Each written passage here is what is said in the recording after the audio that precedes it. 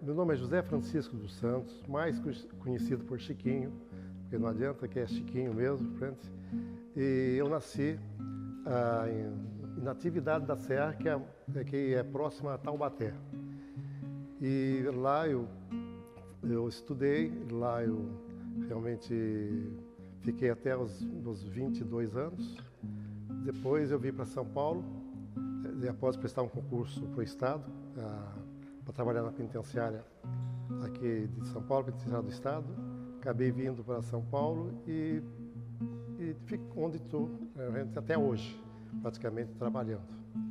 Eu nunca tinha nem passado em uma delegacia no interior de Taubaté. Eu não conhecia nada a respeito de presídio, de cadeia, nada disso. E foi aí que realmente eu entrei, não sabia, daí eu já fiquei, não sabia nem se ficava ou se ia embora.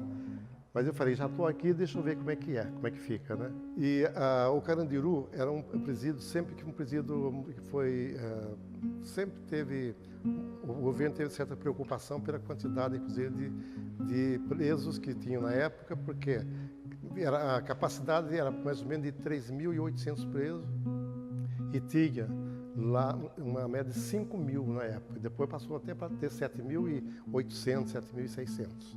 O preso respeitava muito os funcionários e os presos já estavam disciplinados, né?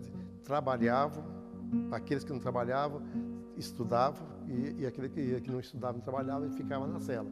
Então, e tinham um respeito muito grande com a gente. Né? E outra coisa, que nem eu falo, não se faz nem bandido, não se faz como antigamente. Porque a gente conversava com o preso respeitava a gente.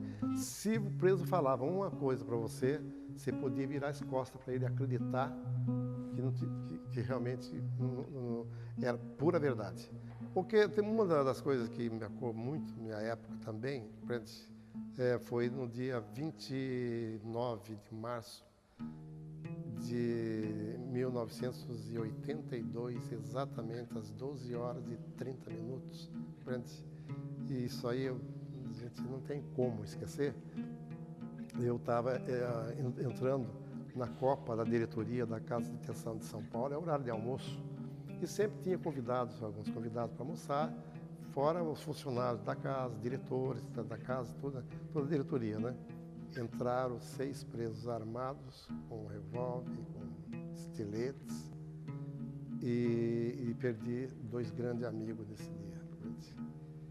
Então, isso aí tem muito, tem revistas na época, saiu muito isso na revista, que os presos levaram os funcionários, inclusive, para o telhado, tentando jogar lá do telhado, e foi realmente muito triste demais, mas graças a Deus estou aqui para contar a história.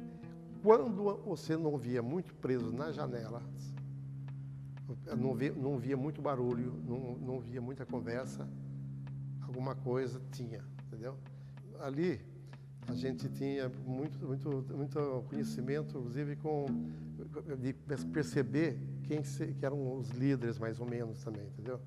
Ali então a gente já ficava, através deles a gente ficava sabendo o ambiente da casa, como é que estava, se estava tudo bem, se estava de ordem. Tem um funcionário que realmente era meu amigo, eu era o xodó dele, inclusive também.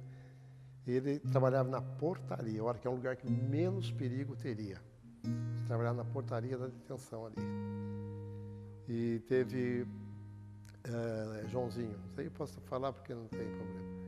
E os presos saíram, conseguiram um grupo de presos, quando entrou um caminhão de lixo, para tirar o lixo de dentro do Carandiru, ali na Divinéia, né, que a gente chamava de Divinéia, que era uma entrada ali. Já vieram os presos, na hora já pegaram o caminhão de lixo e saíram com tudo. E nisso ele foi tentar fechar o portão e não deu tempo. Passaram por cima dele com cordão, com tudo. Mas também tinha coisas boas também. Muitos presos trabalhando, estudando. E eu ficava feliz da vida, porque tanto é que eu devo muito à Rita Cadillac, por isso aí, porque ela me ajudou muito. Pois é, o Chiquinho fazia shows no Carandiru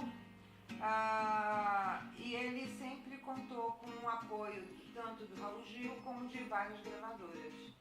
E na época ele me convidou, porque eu fui pela gravadora e eu fui lá fazer um show. A Rita não foi só uma artista que apareceu para realmente ir lá dançar e rebolar como todo mundo pensa, não foi. A Rita realmente, ela ia, quando os presos estudavam e não tinha, por exemplo, nenhuma família, ninguém da família, porque tinha muito disso.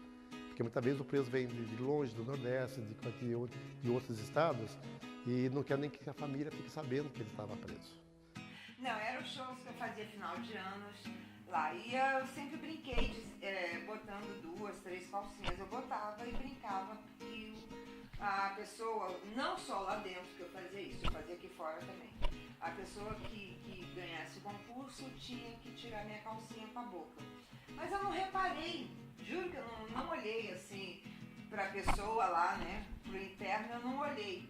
E tá, daqui a pouco eu tô assim, ó, você vai ter que tirar a calcinha com a boca, sem botar a mão, é só com a boca. E eu tô olhando, todo mundo rindo, e todo mundo rindo, e todo mundo rindo, e alguém falou assim... Aí que eu olhei, eu vi que só tinha um dente.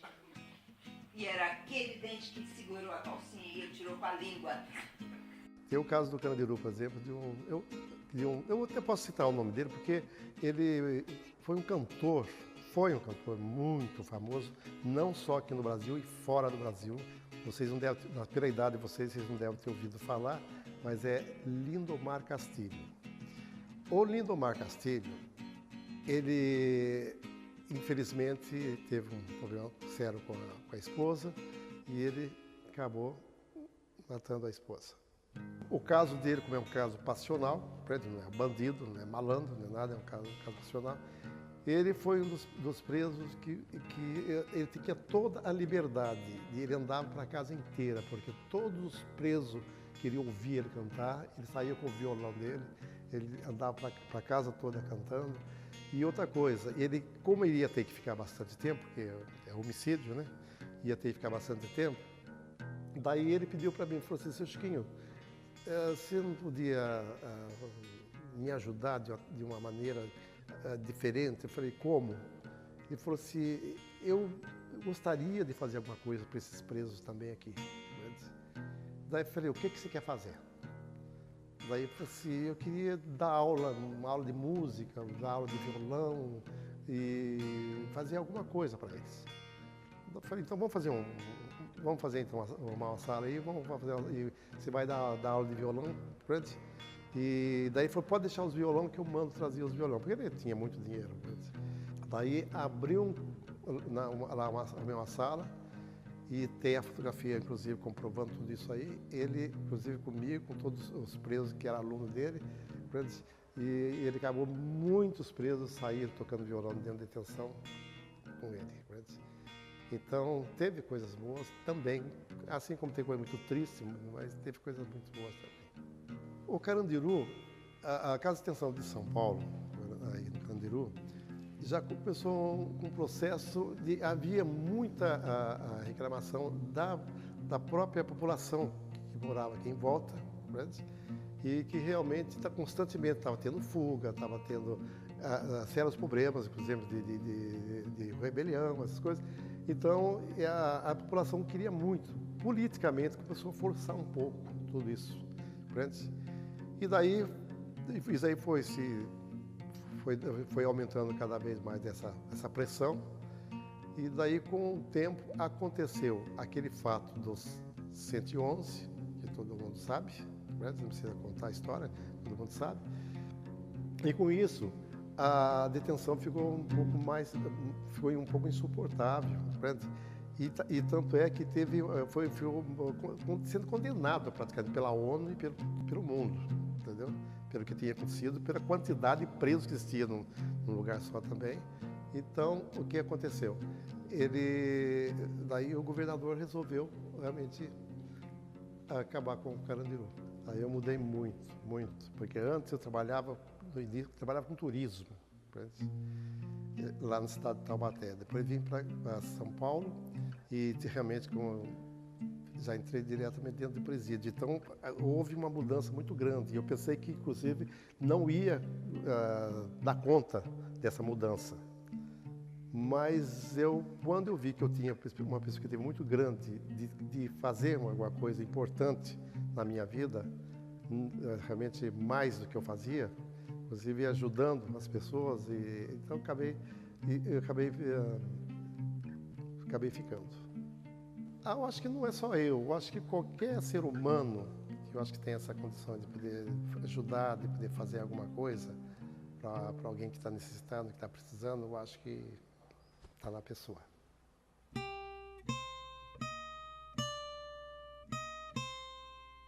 A importância... O Chiquinho é Carandiru, não sei se você sabe, mas o sinônimo de Chiquinho. Chiquinho é mais preso do que muito preso. Ele tem muito mais anos de cadeia do que o próprio preso.